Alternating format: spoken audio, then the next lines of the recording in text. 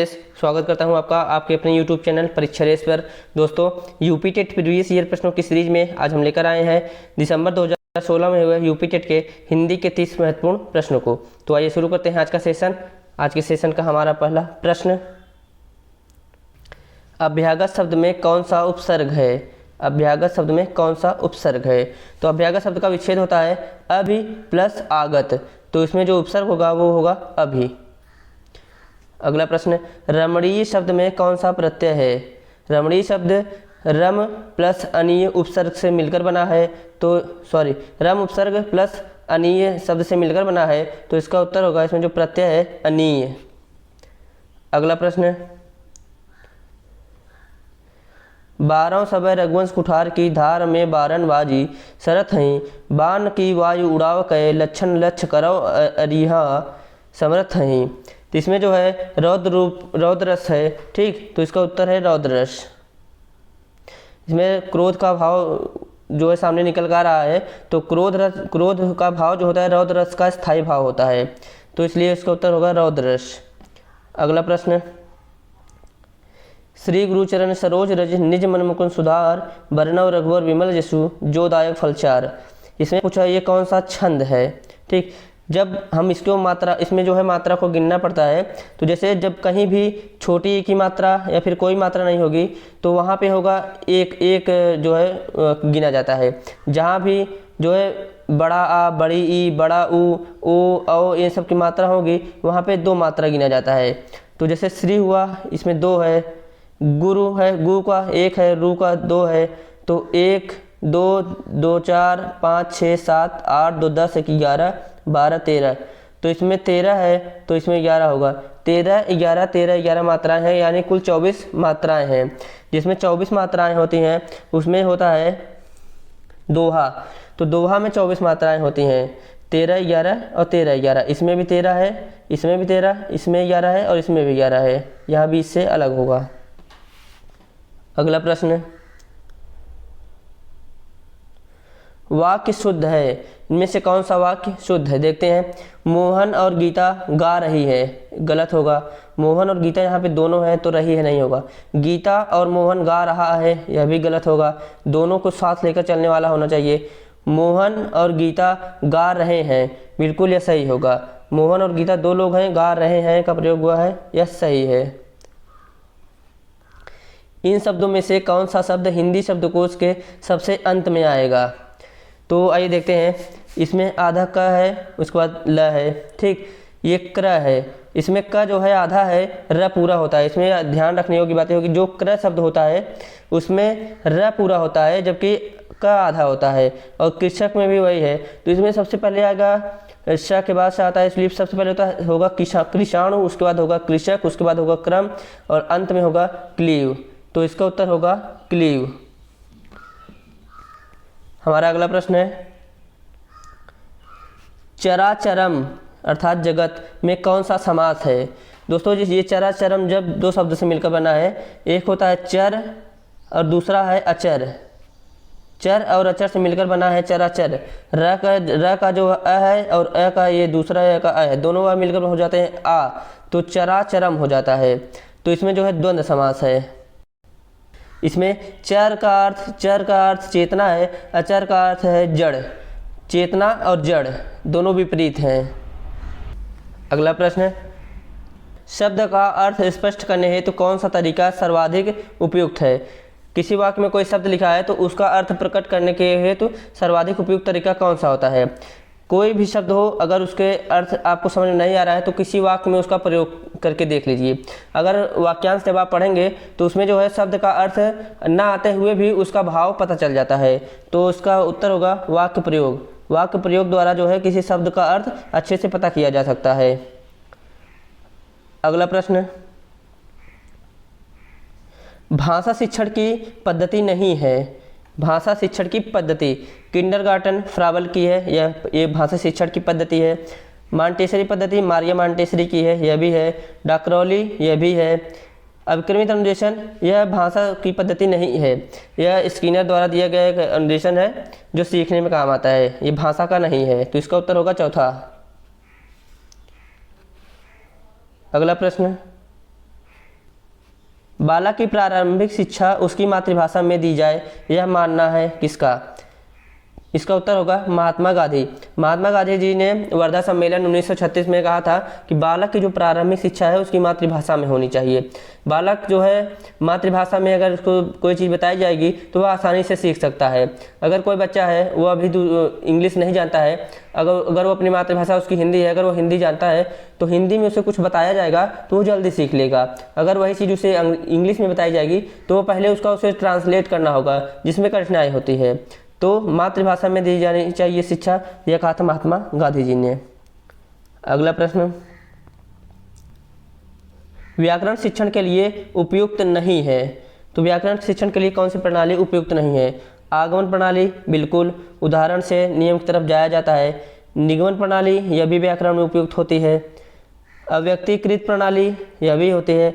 लेकिन जो कक्षा अभिनय प्रणाली है यह व्याकरण शिक्षण के लिए नहीं है, बल्कि यह अभिव्यक्ति का एक साधन है। वाक्य अभिव्यक्ति हो या फिर अपना जो है कौशल अभिव्यक्ति हो, उसका एक साधन हो सकता है कक्षा अभिनय प्रणाली। यह व्याकरण शिक्षण के लिए उपयुक्त नहीं है। अगला प्रश्न, आनंद कादम्बिनी पत्रिका का प्रकाशन कहाँ से होता है? आनंद कादम्बिनी पत्रिका का प्रकाशन 1881 से मिर्ज़ापुर से प्रारंभ हुआ था, मिर्ज़ापुर। अगला प्रश्न, आदिकाल की रचना है। अखरावट यह मलिक मोहम्मद जायसी की रचना है जो भक्तिकाल की है। छत्रसाल दशक यह भूषण की रचना है, रीतिकाल की। दीपशिखा यह महादेवी वर्मा की रचना है, आधुनिक काल की। खुमान जासव यह जो है आदिकाल की रचना है, इसके रचयिता थे दलपति विजय। तो इसका उत्तर होगा चौथा। आदिकाल की रचना है खुमान जासव, इसके रचयिता हैं दलपत विजय। अगला प्रश्न, हिंदी गद्य शिक्षण की पाठ्य योजना में उद्देश्य कथन आता है। उद्देश्य कथन किसके पश्चात आता है? तो कक्षा में जब भी शिक्षक पढ़ाने जाता है तो वह सबसे पहले प्रस्तावना कथन प्रस्तुत करता है, अपना प्रस्तावना कौशल प्रस्तुत करता है। उसमें वह जानने का प्रयास करता है कि बालक क्या चीज़ इससे पाठ से जुड़ी हुई किन चीज़ों को जानता है, किस स्तर की चीज़ उसे पता है, उसी आधार पर शिक्षक अपनी कक्षा को आगे बढ़ाता है। तो प्रस्तावना कौशल के पश्चात वह उद्देश्य कथन, इसका उत्तर होगा दूसरा। अगला प्रश्न, आचार्य रामचंद्र शुक्ल का निबंध संग्रह है। तो आचार्य रामचंद्र शुक्ल का निबंध इसमें से है चिंतामणि आचार्य रामचंद्र शुक्ल का निबंध है। अगला प्रश्न, राष्ट्रवादी कवि रामधारी सिंह दिनकर को उर्वशी के लिए ज्ञानपीठ पुरस्कार किस वर्ष प्रदान किया गया था? तो रामधारी सिंह दिनकर को उर्वशी के लिए ज्ञानपीठ पुरस्कार दिया गया था 1972 में। वन्य जीव संरक्षण अधिनियम आया था 1972 में, उसी साल रामधारी सिंह दिनकर को उर्वशी के लिए ज्ञानपीठ पुरस्कार दिया गया था। अगला प्रश्न, निरामिष किसे कहते हैं? निरामिष, मिष का मतलब होता है मांस, निरा मतलब होता है रहित, यानी कि मांस रहित भोजन को निरामिष कहते हैं। अगला प्रश्न, शहद शब्द है। शहद शब्द जो है एक आगत शब्द है। जो शब्द किसी दूसरे देश की भाषा का उपयोग किया जाता हो उसे आगत शब्द कहते हैं। किसी दूसरे देश से आया शब्द आगत शब्द होता है। अगला प्रश्न, वनिता का प्रयोग किस अर्थ में होता है? वनिता का अर्थ होता है स्त्री। अगला प्रश्न, मुकुंद किसका पर्याय है? मुकुंद हो विष्णु का पर्याय है। मुकुंद हो चाहे पीताम्बर हो चाहे विष्णु हो, ये सब एक ही नाम है, ये विष्णु के पर्याय हैं। सूर्य का पर्याय है दिनकर, दिवाकर, भानु, भास्कर, ये सब। कामदेव का पर्याय है मनोज। शिव का तो बहुत से पर्याय है, महेश। अगला प्रश्न, काहे री नलिनी तू कुम्हलानी, तेरे ही नाल सरोवर पानी, पंक्ति के रचनाकार कौन है? तो इस पंक्ति के रचनाकार हैं रैदास जी। अगला प्रश्न, करपट का तद्भव शब्द है। करपट एक तत्सम शब्द है, इसका तद्भव होता है कपड़ा। करपट को कपड़ा कहते हैं। ये जो कपूर है इसका होता है कर्पूर। अगला प्रश्न, निम्नलिखित में वर्तनी की दृष्टि से कौन सा युग्म शुद्ध है? तो दोस्तों को बहुत सी समस्या होती, कन्फ्यूजन होता है जो बारात शब्द है। कहीं जगह इसे बारात कहा जाता है तो कहीं जगह इसे बारात कहा जाता है, जबकि इसका जो शुद्ध उच्चारण होता है वो होता है बारात। बारात और बसंत इसका सही उत्तर होगा, उत्तर 1। अगला प्रश्न, अर्धस्वर है, दो ऐसे जो है वर्ण है जो अर्धस्वर होते हैं, वो है य और व। य व को अर्धस्वर कहा जाता है, जबकि य र ल व को अंतस्थ वर्ण भी कहा जाता है। अगला प्रश्न, चोर की दाढ़ी में तिनका मुहावरे का सही अर्थ है।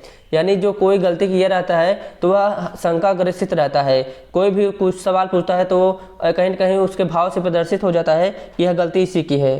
तो अपराधी का अपनी दाढ़ी में खुजलाना नहीं, अपराधी का शंकाग्रस्त रहना इसका सही उत्तर होगा। अगला प्रश्न है, एक बार कही बात को दोहराते रहना। कोई बात एक बार कही जाए तो उसे बार बार दोहराते रहना, इसके लिए एक शब्द बताना है। तो इसके लिए एक शब्द होता है पृष्ठपेषण। यहाँ पे ध्यान रखने योग्य बात होती है कि एक शब्द होता है पृष्ठपोषण। पृष्ठपोषण, पृष्ठपोषण का अर्थ होता है, जैसे उसे इंग्लिश में कहते हैं फीडबैक। कोई भी चीज़ पढ़ाने के बाद जो लोगों से, छात्रों से अपने जो एक फीडबैक लिया जाता है वो पृष्ठपोषण होता है, जबकि कोई बात बार बार दोहराना पृष्ठपेषण होता है। अगला प्रश्न, बुद्धिहीन शब्द व्याकरण की दृष्टि से किस संवर्ग में है। जैसे इसका उपयोग अगर आप किसी वाक्य में करके देखें, जैसे मान लीजिए कोई ए का नाम का लड़का है, वह बुद्धिहीन है, तो उसके लिए हम कहेंगे कि क एक बुद्धिहीन लड़का है। तो बुद्धिहीन क की विशेषता बता रहा है, इसलिए वह विशेषण शब्द होगा। बुद्धिहीन एक विशेषण शब्द है। अगला प्रश्न, छत से ईंट गिरी। कहीं भी अगर किसी चीज़ से कोई अलगाव हो रहा है, कोई भी चीज़ जीव हो निर्जीव हो कुछ भी हो, अगर वह एक दूसरे से अलग हो रही है, वहाँ हमेशा अपादान कारक होता है। छत से ईंट गिरी अपादान कारक, पेड़ से फल गिरे अपादान कारक, पेड़ से पत्ते गिरे अपादान कारक, यहाँ सब अपादान कारक होगा। तो इसका उत्तर है पहला, अपादान कारक। अगला प्रश्न, महोर्मी शब्द का संधि विच्छेद है। महोर्मी शब्द, महोर्मी शब्द दो वर्णों से मिलकर बना है शब्दों से, एक है महा प्लस ऊर्मी। महा का जो आ है और ऊर्मी का जो ऊ है, इससे मिलकर बन जाता है ओ। तो महोर्मी का जो संधि विच्छेद है वह होगा महा प्लस ऊर्मी, महोर्मी हो जाता है। अगला प्रश्न, और आज के सेशन का हमारा आखिरी प्रश्न होगा, समष्टि का विपरीतार्थी शब्द है समष्टि। समष्टि का जो विलोम शब्द होगा वो होता है व्यष्टि। शिष्ट का होता है अशिष्ट। तो दोस्तों आज हिंदी का हमारा 30 प्रश्नों का सेशन यहीं पे समाप्त होता है। तो वीडियो कैसा लगा, अगर अच्छा लगा हो तो वीडियो को लाइक करें, चैनल को सब्सक्राइब करें और अपने दोस्तों तक शेयर करें। मिलते हैं अगले वीडियो में, तब तक के लिए धन्यवाद, नमस्कार।